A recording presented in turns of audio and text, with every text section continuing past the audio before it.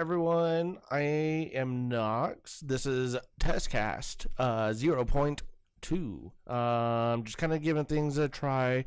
If you haven't been to any of our other videos, I'm Knox with Adventures Media. Typically, I do, adventurous type videos and kind of go out and about, have some fun, bit of live streaming for my gameplays.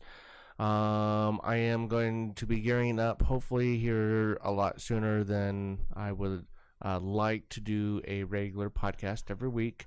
So this is kind of to get me more back into the habit of doing a weekly podcast again, and so I'm calling it my Testcast.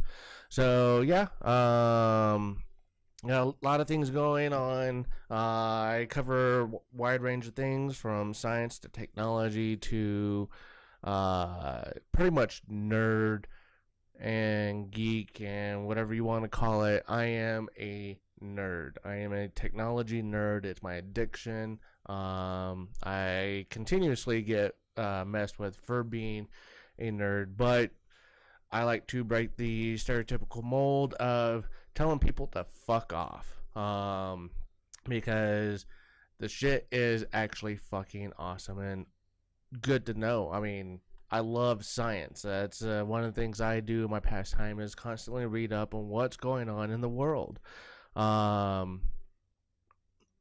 Sometimes be able to contribute maybe just an opinion, but I mean, as far as everything that goes on, I mean, yeah, I love technology. I love science. So to kind of kick things off going this week to that field is we'll with solemn news about Stephen Hawking's passing. He was quite notable for a lot of different things. Got his research in quantum physics and quantum mechanics and black hole theories and gravitation and let's see, his Hawking radiation, the Hawking theorems, the Hawking energy, the Gibson-Hawking effect in space, and all sorts of different shit. And then also beating the odds for surviving with ALS for a lot longer than most people projected him to live. His contributions to society, the science, to just everything. I mean, his book was record selling for 237 weeks. The Brief History of Time. The guy was just phenomenal. He was one of those people I wish he, lived even longer so that I could meet him. But unfortunately, I mean, he passed away this week. So, Mr. Hawking, I salute you for your contributions and thank you for just being an awesome person. Yeah, if you haven't kept up with some of his research, just go and read some of the things that he's published and some of the things he's helped work on. He helped with some of the research that came out of the Large Hadron Collider in Europe. Just the guy's a fucking genius. So yeah, that is the more somber note of this week. So kind of sucks, but I'm sure eventually we'll get another awesome hero as awesome as him. I'd say right now in this current time frame, no one quite meets up to his standard. In my eyes, at least. I mean, there's great notes. You got Bill Nye. You got God, what's his name? I can't remember the other guy's name. I mean, they're great notes, but they're not Stephen Hawking. So sorry to say, no one can fill those shoes, at least right now. We'll see if it gets filled in my lifetime, hopefully. But moving on, getting to a little bit more interesting news. The internet, who is database for domain registrations could be going away. So that is an interesting note. The European Union passed a recent regulation change, the General Data Protection Regulation, which goes into effect May 25th of this year. Makes it where people who register domains, all the information, if you go to GoDaddy or any of those normal whoises, it all connects back to the ICANN, the International something of addresses and naming conventions. Excuse me. And pretty much they make everything publicly available, and they're multi-stakeholder. They got moved away from the U.S. government to pretty much not be influenced by governments, and it's a multi-stakeholder organization, and just it seems pretty trying to be more independent to help make it where the internet is not regulated by any one person, entity, government, anything like that. But now with this European regulation coming down, it makes things much more interesting, especially considering that ICANN, I mean, they're not really an organization. They are an organization, but how can you find them?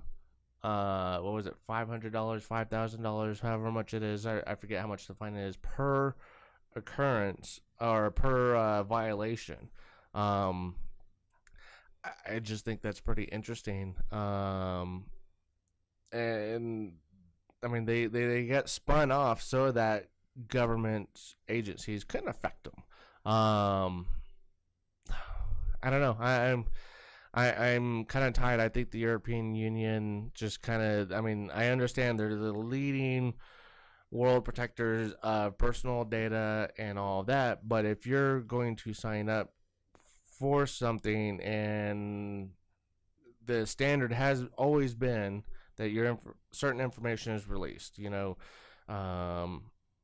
address, name, information, and you can pay for that protection. If you don't want that information to be out there.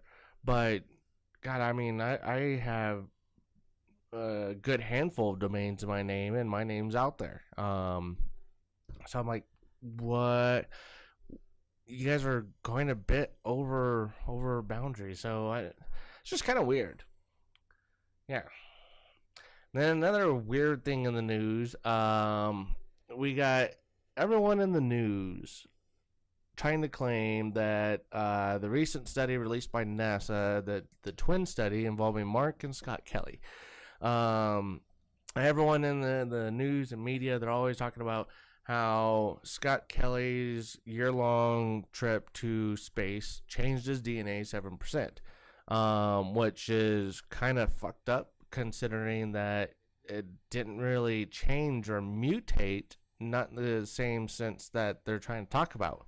The news is taking the information that NASA released and kind of skewing it, the I don't know, trying to make it more dramatized. It's that clickbait type thing. So I think the study that they released and the information they've released so far is quite interesting because of the fact that human DNA, for the most part, changes on a normal basis. It can change a little bit here and there and mutate because you got things like you walk outside and there's a solar flare and your DNA might change just a smidgen.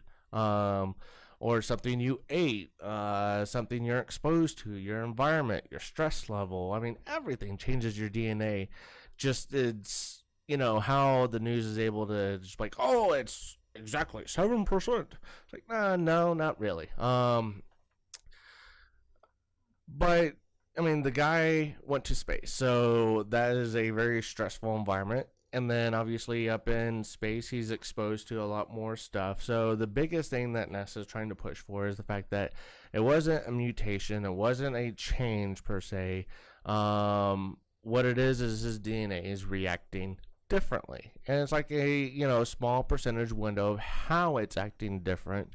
And, that I think that's where the media news are getting their 7% from is But if you look at it, I mean, yeah, some things have changed, but mostly it's more of how it acts, how it reacts, how more, when someone goes scuba diving or mountain climbing or, probably parachuting, extreme activities, especially anything that deals with higher altitude, lower oxygen, they show an increase of red blood cell count. And obviously, for that to happen, your DNA goes through a slight change, but it's more of a reaction to that situation, what you're putting your body through, those kinds of stresses. So, like right now, me being the nerd that I am just being reproduced like a normal person. But if I was to hop over to the Rocky Mountains and get back into, mountain climbing and hiking and all those extreme activities, I'm sure my blood count would skyrocket. So it's, it's a change, yes, but not to the degree the way, all the media outlets are pushing it. And it's kind of interesting.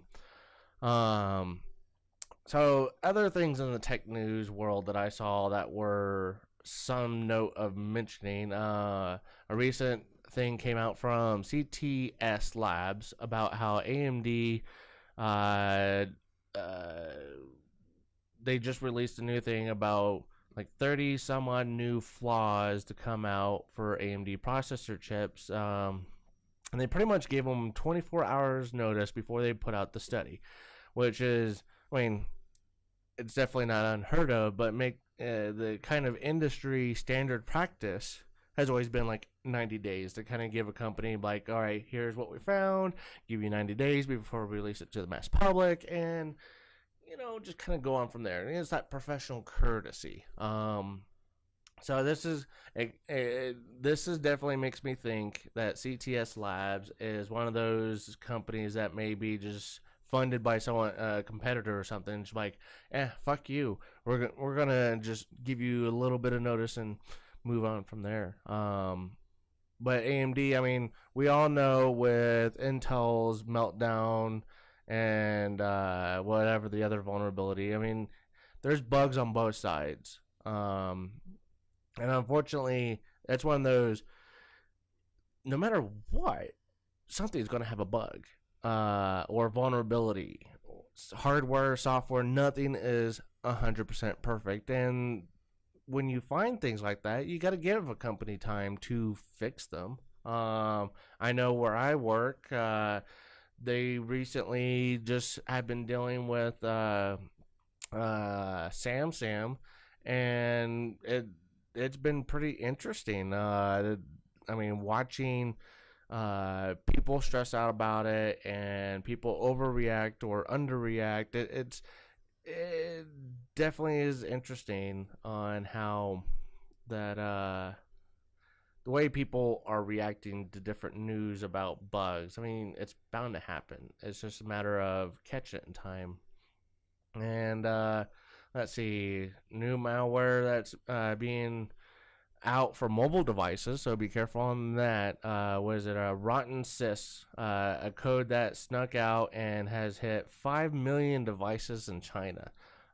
So they're not sure where it came out.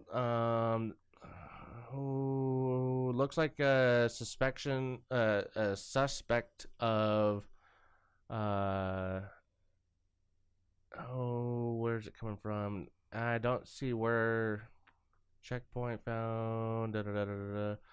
So yeah, they're not showing. They're not talking about where it may have came from, but just the fact that it infected about 5 million mobile devices in China, and then that Russia is also dealing with smoke loader and it infected hundreds of thousands of Russians who are using a poison peer-to-peer app and attack as an attack vector.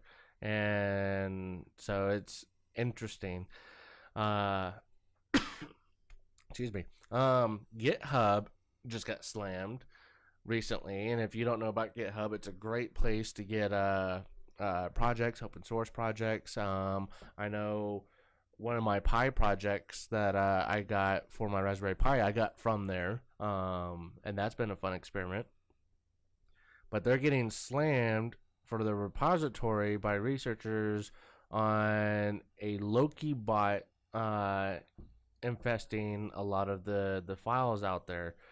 So be careful what you're downloading on GitHub. If you don't trust the project, definitely don't download it. And hopefully that doesn't come down to what CNET has been messed with, because I know personally with CNET, I used them back in the day. Download.com was the shit. But now it's fucking just I mean, it's horrible. I refuse to go to CNET and download anything from there because it's probably malware infected. But yeah, I think that's it for today. I think that's a good bit of news and tech news and whatnot. So thank you for stopping by. Thank you for coming along. If you'd like to see this continue, give me a like. If not, give me a dislike. I'm all about support. If you guys are interested in this becoming an actual full-blown podcast, I got potential people lined up, set that I've been trying to work on in the house. So if this is stuff that you're interested in and you would like us to step up to the production and whatnot, let me know. I will definitely continue this kind of test cast, maybe every week, maybe every other week. We'll see. But as long as people are liking it, I will definitely make it grow and invest the time and energy into it. So let me know. I'm Knox. Thank you for joining me, and catch you guys at a later date. Deuces.